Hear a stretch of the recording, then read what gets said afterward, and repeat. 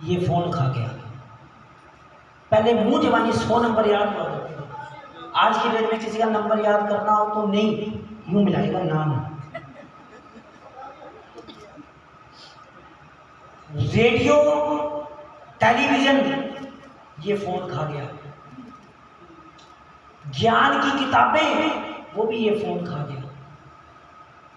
कैमरे वाले का कैमरा और वीडियोग्राफर की वीडियोग्राफी वो भी ये फोन खा गया।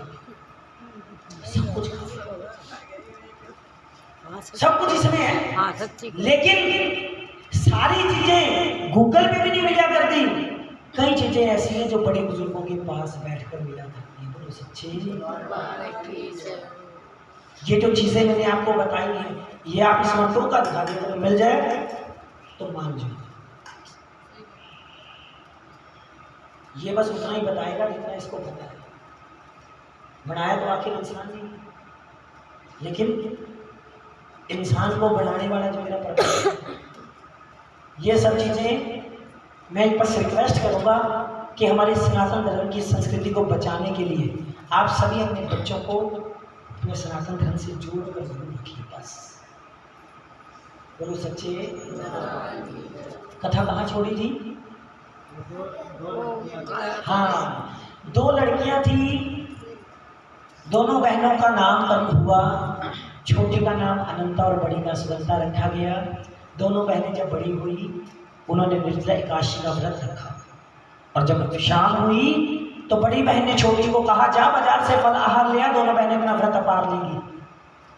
छोटी बहन बाहर गई, जाकर बड़ी बहन के हिस्से का तो फल ले लिया, लेकिन अपने पैसे के हिस्से के उसने चावल ग्रहण कर लिए। बोलो साची।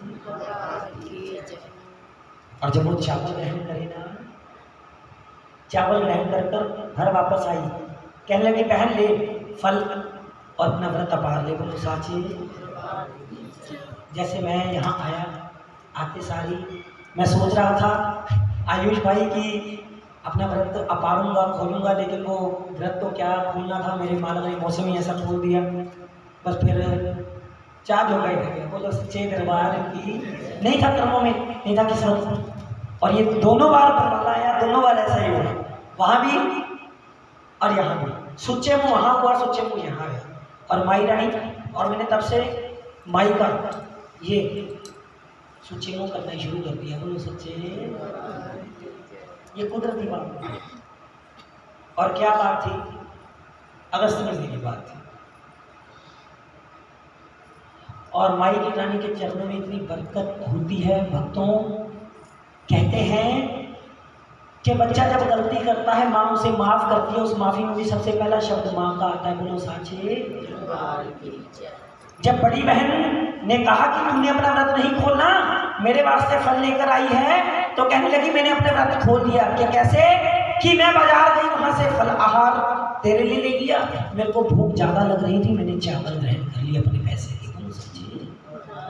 बड़ी बहन को क्रोध आया, कहने लगी कि तूने एकादशी के दिन चावल ग्रहण कर लिए, तूने तो कीड़े मकोड़े खाने के समान ये कार्य किया है। जा, मैं तुझे श्राप देती हूँ, तू अपना अगला जीवन किरनी के रूप में व्यतीत करेगी। बोलो सच्चे दरबार की। क्योंकि हमारे बड़े बुजुर्ग बताते हैं कि एकादशी के दिन चावल खाना कीड़े मकोड़े खाने के समान समझा जाता है। बोलो साचे।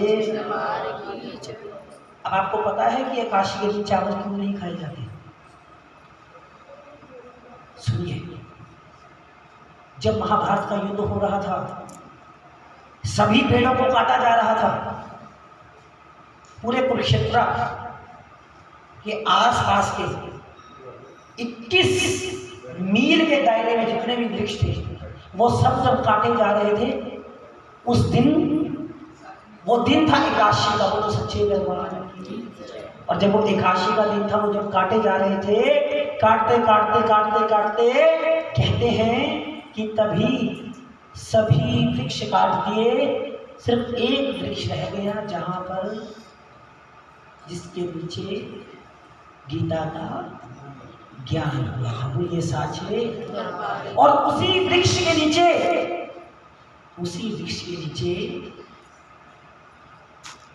भगवान विष्णु की मूर्ति थी। बोलो सच्चे।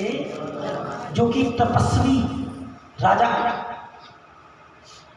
तपस्वी राजा श्री ऋषंगी ने बनाई थी, जिसका पूजन, जिसका तप अगस्त मुनि महाराज ने किया था। बोलो साचे। और वो अगस्त मुनि ने जो तप किया था, वो तप का ध्यान ऐसा लगाया कि ध्यान लगाते लगाते लगाते लगाते वो अस्त हो गए वहां से। और मुनि तो थे, मन ही मन धारण कर कर वो अगस्त मुनि पहुंच गए। बोलो साचे दरबार की। आप में से केदारनाथ कौन गया है? कभी केदारनाथ जाओ तो केदारनाथ जाते हुए बीच में अगस्त मुनि नामक छोटा सा कस्बा है, वो उन्हीं के नाम से है। बोलो साचे दरबार की। जिस गुरु ने आदेश दिया था कि सभी पेड़ों को काट दो, वो थे गुरु द्रोणाचार्य। उनके नाम से जिस जगह पांडवों ने, कौरवों ने शिक्षा ली, द्रोण, वो आज देहरादून के नाम से प्रसिद्ध है। बोलो साचे। अब आप ये देख लीजिए कि देहरादून के क्षेत्र से होते हुए वो सारा क्षेत्र जब पूरा एक सरकार बना दिया, सभी राजाओं को निमंत्रण दिया कि धर्म के और अधर्म के पक्ष में जो जो खड़ा होना चाहता है वो हो जाए। लेकिन राजा अग्रसेन महाराज जी ने एक सेवा ली भगवान श्री कृष्ण जी से। उन्होंने कहा कि प्रभु, आप तो सब जानते हैं, करने वाले भी आप हैं, करवाने वाले भी आप हैं, लेकिन मैं एक सेवा लेना चाहता हूं कि इस पूरे महाभारत के युद्ध में जितने भी सैनिक घायल होंगे, उनका इलाज भी हमारी ओर से होगा और उनको खाना भी हमारी ओर से प्रेरित होगा। तो ये सच्चे दरबार, क्योंकि इतना बड़ा अगर सारी लड़ते तो खिलाता कौन? ये सेवा ली अग्रसेन जी ने। जब वो सारे पेड़ों को काटा जा रहा था तो वो जो विष्णु जी की मूर्ति थी, अगस्त मुनि उस समय भगवान विष्णु जी की मूर्ति को चावल अर्पण कर रहे थे। बोलिए सच्चे दरबार की। और पेड़ों को इतनी स्पीड से काट रहे थे सैनिक कि अंधाधुंध उन्होंने देखा ही नहीं। अपनी अपनी सारे कौशल प्रतीक में लगे हुए थे, उन्होंने नहीं देखा। आओ देखा ना, आओ देखा। उन्होंने वो अगस्त मुनि जी के शरीर पर भी वार चला दिया। बोलो सच्चे दरबार की। तो वहां पर अगस्त मुनि जी का जो रक्त था वो बहने लगा और वो रक्त बहता हुआ विष्णु जी के मूर्ति के ऊपर गिरने लगा। बोलो सच्चे दरबार की। और जब वो गिरने लगा, उसके साथ साथ जो नीचे वो रक्त गिरा, एकादशी का दिन था, वो रक्त गिरकर चावलों में सम्मिलित हो गया और वो चावल लाल रंग के हो गए। बोलो साची दरबार की। तो उस वक्त उन रक्त की बेकदरी हुई। अगस्त मुनि ने उस दिन जितने भी सेवादार वहां पर सेवा कर रहे थे हस्तिनापुर राजा की, कि ये सभी के सभी पेड़ काट दिए गए। जिन्होंने भी भोजन खाना था उनको जब भूख लगी, अगस्त मुनि ने तभी श्राप दे दिया था कि आज के दिन मैं भगवान को चावल अर्पण कर रहा था, अर्पण करते हुए तुमने ये नहीं देखा कि एक ऋषि भगवान विष्णु की पूजा अर्चना कर रहा है और तुम इतने पेड़ काटने में मगन हो गए कि तुम्हारा ध्यान नहीं किया और तुमने रक्त बहा दिया। जाओ, मैं तुम्हें श्राप देता हूं कि तुम आज जो भी भोजन ग्रहण करोगे वो तुम्हारे मुख में जाकर कीड़े बन जाएंगे। बोलो सच्चे दरबार की। इसीलिए तब से लेकर आज तक ये उनका श्राप चला रहा है। बोलो सच्चे सच्चे। अब आपको पता लगा, इसीलिए चाहिए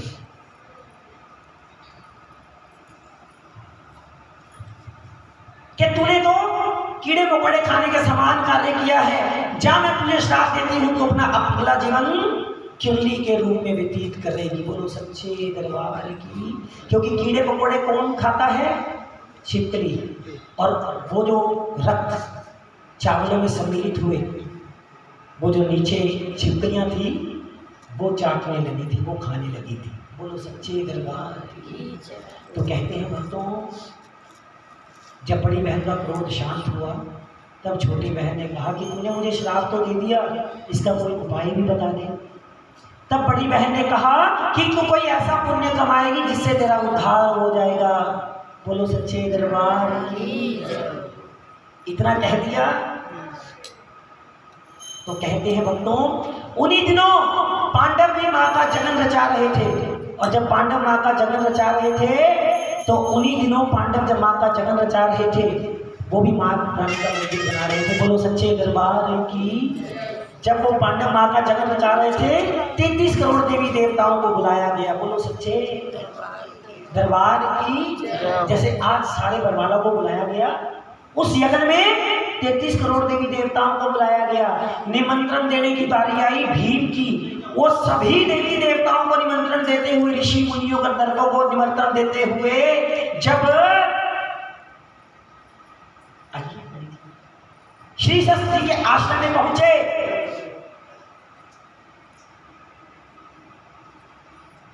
ऋतिक ऋषि जी ने उनको प्रणाम किया और बोला कि किस कार्य से आए हो। तब भीम ने बोला कि हम माँ भगवती का यज्ञ करा रहे हैं, आप सभी उसमें उपस्थित हो जाइएगा। बोलिए सच्चे दरबार की। ऋतिक जी ने बोला हम एक शर्त पर आएंगे। बोले कि बोलिए क्या शर्त है? शर्त हमारी ये है कि हम सभी ऋषि तुम्हारे यज्ञ में तब आएंगे जब वो बाहर बैठा हुआ ऋषि दुर्वासा तुम्हारे जागरण में नहीं आएगा। बोलो सच्चे दरबार की। भीम ने सोचा एक ऋषि के लिए, यही है गल्ला जो ऊपर बैठ रहा है, बाकी तो सारी भी एक ऋषि के लिए मैं इतने सारे ऋषियों को क्यों नाराज करूं? तो उसने क्या किया, उसने ऋषि दुर्वासा को निमंत्रण नहीं दिया, बाकी सभी ऋषियों को दे दिया। बोलो सच्चे दरबार की। दुर्वासा ऋषि को अपना अपमान महसूस हुआ। बोलिए सच्चे दरबार की। क्योंकि बात भी जायज है कि सभी को बोल गया, मेरे को नहीं बोला। अगर आपके मोहल्ले में कोई ब्याह शादी हो, आपके सारे मोहल्ले को इनवाइट कर दिया जाए और उसमें अगर एक घर रह जाए तो उसको ऐसे ही उसको भी हुआ, उसको अपना अपमान महसूस हुआ, बदला लेने की भावना आई। कहने लगा कि इसने मुझे नहीं बुलाया तो मैं इसका जागरण सफल नहीं होने दूंगा। उसने उसी टाइम पक्षी का रूप बनाया और उड़ारी मार कर चला गया जंगलों में और मरे हुए सांप का पिंजर अपने पंजों में जकड़कर उसी जगह पहुंच गया जहां पांडव माँ का जन्म रचा रहे थे। बोलो सच्चे दरबार। वहां पहुंचकर क्या हुआ? वहां पहुंचकर उसने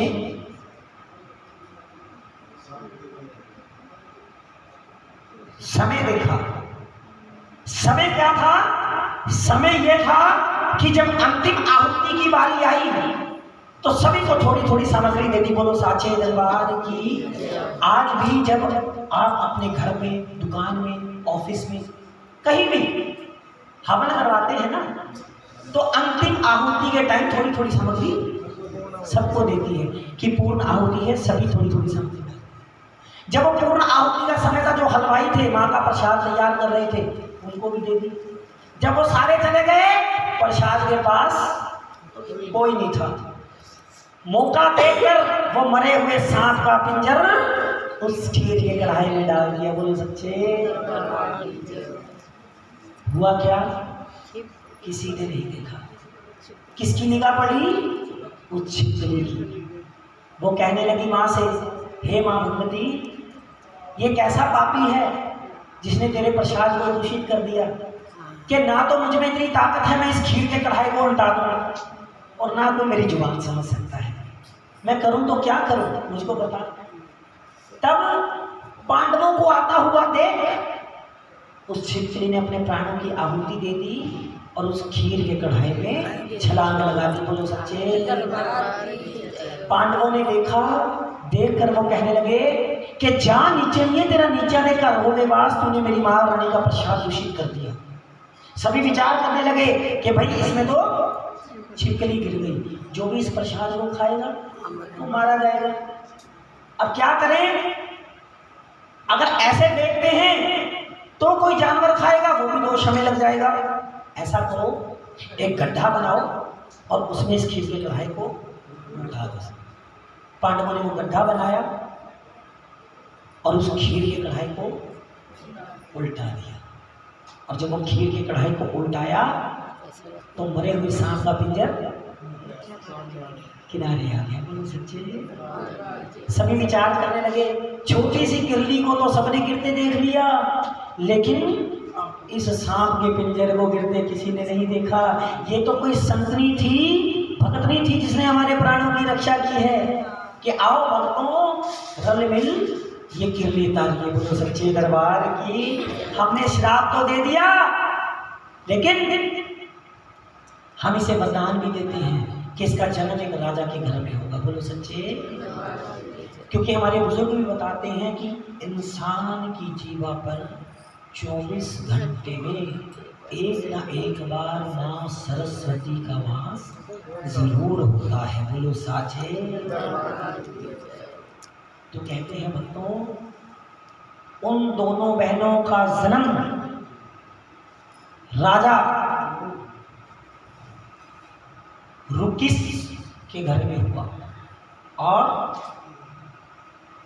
जब दोनों बहनों के लगन विचार की बारी आई, पंडितों को बुलवाया गया। पंडितों ने कहा कि ये बड़ी कन्या तेरे कुल को 4 चांद लगा देगी, तारे के समान चमकेगी, इसलिए इसका नाम तारा रखा जाएगा। बोलो सच्चे दरबार की। और जब दूसरी कन्या के जन्म विचार की बारी आई तो कहने लगा कि ये कन्या जन्मी करड़े मंगलवार तेरे कुल को दाग लगा देगी, इस कन्या को मार दे। राजा कहने लगा कि कन्या को मारूं तो मेरी 7 कुलें नरकों को जाए। कन्या को मारना बहुत ही बड़ा पाप है। कि कोई ऐसा उपाय बताओ कि मैं इस अपराध से बच जाऊं। तब ऋषियों ने कहा, एक लकड़ी का संदूक बना, उसे हीरे जवाहरात मणियों से जड़ दे, जहां इसकी किस्मत होगी वहां चली जाएगी, ख्वाजा पीर में डाल दे। लकड़ी का संदूक बनाया, उसे हीरे जवाहरात मणियों से जड़ दिया और बीच में उस कन्या को डालकर ख्वाजा पीर के हवाले कर दिया। बोलो सच्चे दरबार की। और अलग अलग गंगा नदी में उसको प्रवाहित कर दिया। वो संदूक तैरता तैरता तैरता तैरता आगे बढ़ता गया, बढ़ता गया, बढ़ता गया। और जब बढ़कर उस राजा का नगर पार कर गया, नगर पार कर कर वो पहुंच गया कर्णप्रयाग की नगरी। बोलो सच्चे दरबार की। बहन जी आप काफी देर से इसमें व्यस्त हैं। बेटे का मैसेज आ रहा था, वो जरूरी काम है। अच्छा, अभी 1 ही सेकंड चलेगा। नहीं मैं वो कह रहा था, अभी इससे पहले मैंने क्या कहा था? अभी तो मैसेज करती हूँ। अच्छा, वो आप मैसेज बोलते हुए थे। जरूरी काम है। कथा सबको समझ में आ रही है जी? हाँ। तो कहते हैं कि उस कर्णप्रयाग में ब्राह्मण सुबह सुबह स्नान करने के लिए आए। जैसे ही उन्होंने सुबह सुबह देखा, मणियों से, हीरे जवाहरातों से जड़ा हुआ संदूक तैरता हुआ आ रहा था। ब्राह्मण तैरना नहीं जानते थे, उन्होंने पीछे खड़े भील को आवाज लगाई और कहा वो संदूक नदी से किनारे पर ले आ, लेकिन एक शर्त है, बाहर का माल मेरा और अंदर का माल तेरा। कहने लगे ठीक है। संदूक तैर कर किनारे पर ले आए, लाकर ब्राह्मण ने सारा बाहर का माल अपने कब्जे में, और कहा कि मुझे तो सुबह सुबह लक्ष्मी मिल गई, तू भी खोल कर देख ले तुझे क्या मिला। जब उस भील ने उस संदूक को खोला तो ब्राह्मण को लगा आपको तो लक्ष्मी मिल गई, लेकिन मुझे तो महालक्ष्मी मिल गई। बोलो सच्चे दरबार की जय। ब्राह्मण को दे आई, वो कहने लगे एक तो तू गरीब, ऊपर से तेरी झोली में कन्या कि ले इसमें से थोड़ा धन तू भी ले ले, इसका अच्छे से पालन पोषण करियो, अच्छी तालीम अच्छी शिक्षा दिलवाइयो, ताकि जिस घर में जाए सुखी जीवन व्यतीत करे। बोलो सच्चे दरबार की जय। वरना होता क्या है, आज की डेट में ये रूटीन होगी। कोई भी लड़की नई ब्याह के घर में आए और अगर कुछ गलत हो जाए, तेरी माँ ने यूं नहीं सिखाया, बात कहां पर गिरती है, माँ के ऊपर। और अगर लड़का कोई गलत काम कर दे, क्या बात तेरे बाप ने यूं शिक्षा दी थी। मरण तो हमेशा माँ बाप का हो जाता है। बोलो सच्चे, ये सच्चाई है, क्योंकि जिस तन लागे सो तन जागे। ये सच्चाई है, जिसके वो कर्म अच्छे हैं उसके साथ सब अच्छा होता है। और जो कहता है कि मैंने आज तक किसी का बुरा नहीं किया, तो ये जरूरी नहीं है कि अगर उसने किसी का बुरा नहीं किया तो उसके साथ बुरा क्यों हो रहा है। हो सकता है कि पिछले जन्मों का फल हो जो इस जन्म में भोग रहा है। बोलो सच्चे। कई ऐसे लोग हैं जो मेरे को बोलते हैं, अगर पंडित जी एक बात बताओ, मानने कभी किसी का बुरा तो नहीं करे आज तक, जहां तक अपनी सोच है, फिर मारे गला क्यों हो गया। कई बार बड़े बुजुर्गों का किया हुआ भी बच्चों को भुगतना पड़ जाता है। बोलो सच्चे। ठीक उसी प्रकार जिस तरह राजा दशरथ का किया हुआ राम को भुगतना पड़ा है, और राम का किया हुआ लव कुश को भुगतना पड़ा। आज भी लव और कुश के नाम से दोनों शहर हैं। वो दोनों शहर कहाँ हैं? पाकिस्तान में। कसूर कुश के नाम से पड़ा और लाहौर लव के नाम से पड़ा। बोलो सच्चे दरबार की। ये ज्ञान आपको होना चाहिए। आप कभी भी इस तरफ जाएं, नैना देवी की तरफ, तो मोहाली से आगे खरड़ आता है।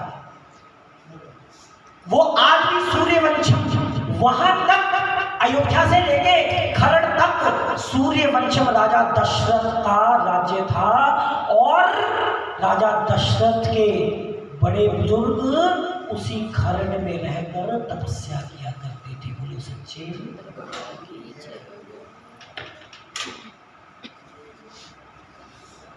तो कहते हैं भक्तों कि करनी आपो अपनी के नेड़े के दूर, सब कुछ यही इंसान को हाथों हाथ। नजारा तो देखने वाला होता है। माँ भगवती का कीर्तन हुआ, बारिश हो गई, भक्तों का मन उदास हो गया, लेकिन जैसा नजारा आज हम अंदर ले आए ना, या तो वो जानता है या फिर वो नजारा लेने वाले जानते हैं भी क्या मिला। वो तो सच्चे। कहते हैं भक्तों कि ऊंचे आसन बैठ मेरी माँ सबका मुजरा ले, तो जैसे जिसकी भावना उसे वैसा ही फल दे। ऐ फलक मेरी दादी के सेवक, रहमतों का जाम जो पिया करते हैं, मुकद्दर उनके अच्छे होते हैं जो माँ भगवती का नाम लिया करते हैं। बोलो सच्चे दरबार की जय। कथा कहाँ छोड़ी थी? हाँ जी लाला जी, ब्राह्मण को ले रहा था। तो ब्राह्मण नहीं हो तो दूसरा ब्राह्मण ले रहे हैं लोग टाड़ा। यूँ देखा है कितने आगे कितने रह गए, अरे कितने पैसे कमा ले देने, यूँ सा हो रहा है। कथा में ध्यान दिया नहीं मैं न्यू था भी आखिर क्यों ये भी न्यू होगा कड़े के और आजा बस बोलो सच्चे। हाँ जी कहाँ थे वो मैंने याददाश्त थोड़ी सी कमजोर है भूल जाता हूँ वो उसकी गुड़िया को दे रहे थे उसमें से हाँ अच्छी तालीम दिलवाना शिक्षा दिलवाना जिस घर जाएगी राज करेगी। भील कहने लगा जब इतना सब कुछ कर रहे हो पंडित जी नामकरण भी कर लो। पंडित जी ने कहा जब मैंने सुबह अमृत वेले इस संदूक को देखा ये मणियों के साथ जड़ा हुआ रुक रुक कर मेरी तरफ आ रहा था इसलिए इसका नाम रुक मन रखा जाएगा। बोलो सच्ची। उधर राजा के घर में तारा बड़ी हो रही है इधर भीलों की बस्ती में रुकमण बड़ी हो रही है और जब लड़की जवान हो जाए सबसे पहले फिक्र माँ बाप को होने लगता है। बोलो सच्चे। और लड़की का प्यार बाप के प्रति कैसा होता है ये सभी जानते हैं। जितनी ऐश जितना आनंद लड़की अपने बाप के राज में करती है ना ये जरूरी नहीं कि उतना ही ससुराल में जाकर मिलेगा। बोलो सच्चे। इसलिए एक मेरी रिक्वेस्ट है सभी से छोरे की डिमांड पूरी करो ना करो वो तो सारी उम्र आपके पास रहेगा लेकिन लड़की की जरूरत क्योंकि लड़की की अगर आप डिमांड पूरी करोगे ना तो वो आप उसकी एक डिमांड पूरी करोगे वो आपको दोनों हाथों से भर भर के देगी। बोलो सच्चे दरबार की दरबार की वो बढ़िया खुश हुई।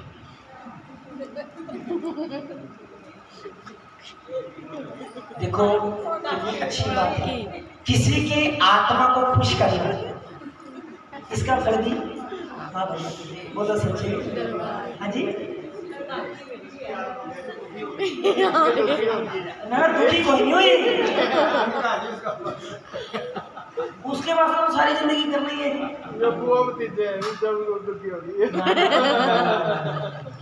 जब प्यार है। और असल में अगर देखा जाए इंसान इसी मोह माया के जाल में फंसा जाता है लेकिन चलो सबको वो राजी रखे सबको तंदुरुस्त रखे। हाँ जी बस ये है कि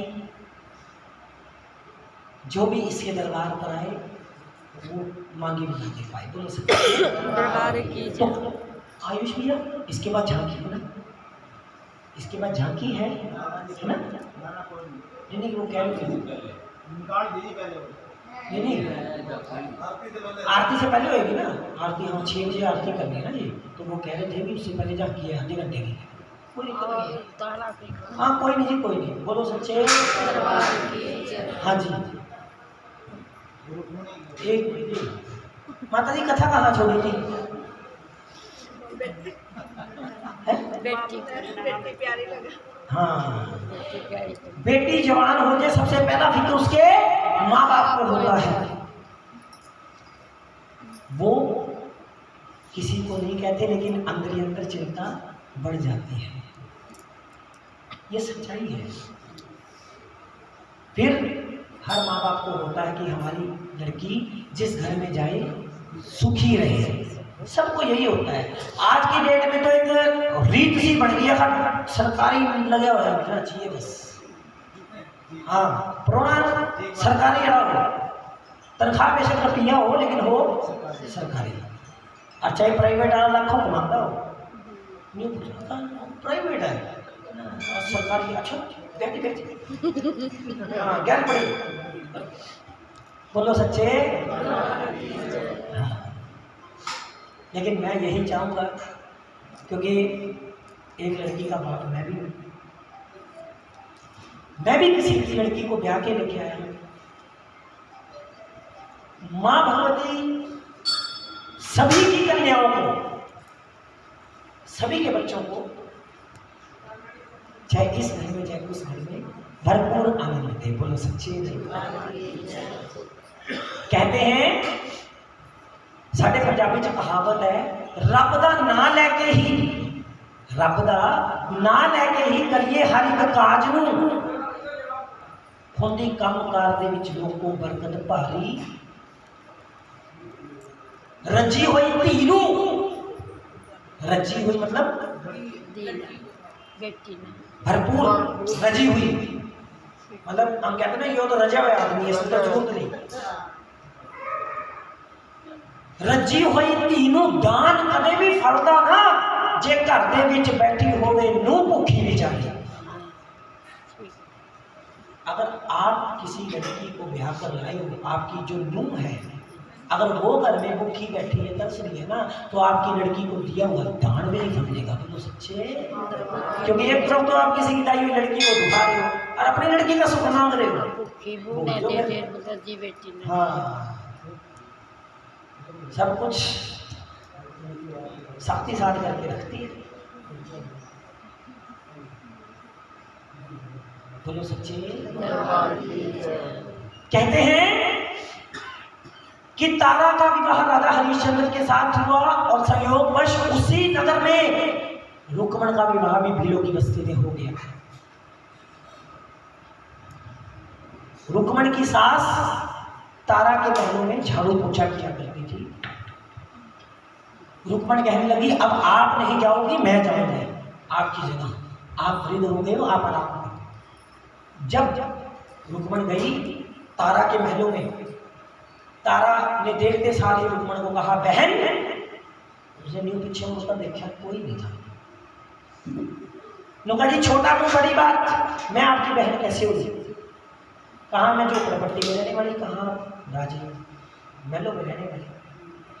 तब तारा ने सारा वृत्तांत कह के सुना दिया कहानी, किस तरह उसने चावल ग्रहण किए, व्रत रखा, चावल ग्रहण कर उसको किरली की जून आई, किरली की जून के बाद उसने कढ़ाई में छलांग लगाई, कैसे पांडवों ने उसको श्राप दिया।